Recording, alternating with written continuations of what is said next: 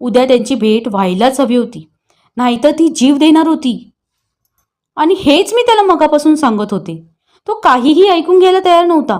नाहीच म्हणत होता. शेवटी उद्या ती आल्यावर तो तिला जर नाही भेटला तर जीव देणार होती. ऐकलं आणि त्याचे डोळे भरून आले. निसंकोच रडत होता. वेडी आहे, अगदी वेडी. पाहता आहात ना ताई, 3 मुलांची आई होऊनही, माझ्याबरोबर 15 वर्ष संसार करूनही अजून तशीच आहे, वेडी खुळी.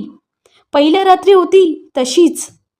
मी जरा दुःखी कष्टी दिसलो, मुलांचं अंग जरासं तापलं की अशीच जीवावर उदार होते. तिचं स्वतःचं अस्तित्व मुळी संपूनच टाकलंय बघा, तो म्हणत होता. हे तुम्हाला माहिती असूनही तुम्ही तिला भेटत का नाहीये?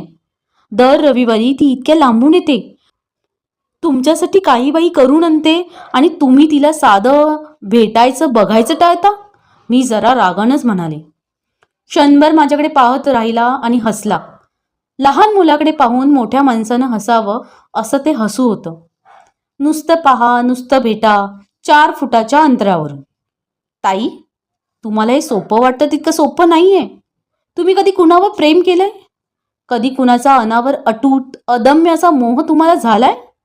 तो मला प्रश्न विचारत होता, पण त्याला माझ्या उत्तराची अपेक्षा नव्हती. जरा वेळानं म्हणाला, त्या वेडीला अजून तुम्ही ओळखली नाहीये. मी दिसता तिचा संयम क्षणभर टिकणार नाही. तुमचे सगळे नेम नियम ती गुंडाळून ठेवेल आणि भविष्याची चिंता ती करणार नाही. तिला भोवतालचं भान राहणार नाही. ती मला मिठीत घेईल.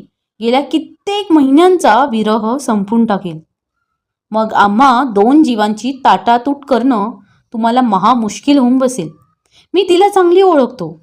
तिच्या सागरासारख्या अथांग अपार प्रेमातच ही वावटळ, ही ओढ सामावलेली आहे. ओढ, आकर्षण आणि उपभोग या गोष्टी निराळ्या करता येत नाहीत. केल्या तर जीव कसा पिंजून निघतो हे मी जाणतो, ती जाणते. संयमाचा कडू घोट गिळणं म्हणजे काय हे 2 प्रेमी जीवच जाणू शकतात. इतरांना ते कळणार नाही. ताई, तिनं आणलेलं तिच्यासमोर बसून खाऊ, मग प्रत्येक आठवड्याला काळजाला लागलेली मोहाची वासनेची चूड वागवत बसू, अंगाला पोळवीत बसू. छे, फार कठीण होऊन बसलंय सगळं. आता मी खूप शांत झालोय. तिचा विरह मला सहन करायला शिकलो आहे. संयमातच बळ मिळवायला सवय करू लागलो आहे. आणि तुम्हाला, तिला वाटतं ते खरं नाही. मी तिला पाहतो, मी तिला डोळा भरून पाहतो. दर रविवारी सूर्य उगवायच्या आधी रस्त्याच्या कडेला असलेल्या टेकडीवर जाऊन मी उभा असतो. तिची तास 2 तास वाट पाहत असतो. ती आली की डोळाभर तिला पाहतो.